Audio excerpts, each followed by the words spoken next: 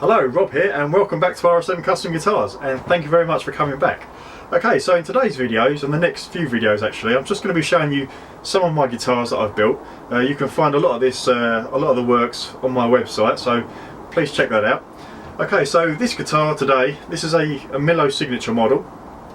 This is actually a real vine carved into the body here, so it's got a lovely sort of 3D effect when you get up close to it. I'll give you a bit of a closer look a bit later on. I'll take the camera around it properly. But yeah, a black backdrop and dyed red around the sides, so it just draws out the vines that bit more. Polyurethane finish over a solid body maple, so it's got a nice sort of weight and feel to it, probably just a bit lighter than Les Paul. Just around the outside as well, I've just scorched the outside with a blowtorch, so it just gives it a little bit more depth. Onto the neck. The back of the neck is made up of sapele redwood, so it's got a nice warm but vibrant tone to it. The same sort of family as the mahogany. If you can see here, I've actually carved in a nice volute here as well, so it just it gives an added sort of strength and stabilising to the tuning.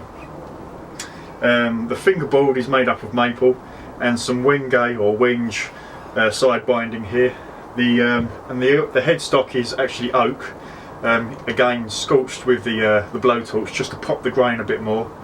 And if you can see the profile of the headstock, you can just see the veneer, the natural colour of the oak there. Kidney bean tuners, pearlescent amber inlays here, bone nut obviously.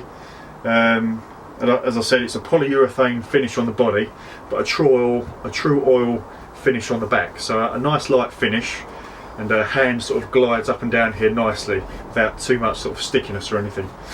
The pickup rings as well, they're homemade as well. These are oak again, and again scorched with the blowtorch just to pop the grain, as you can see.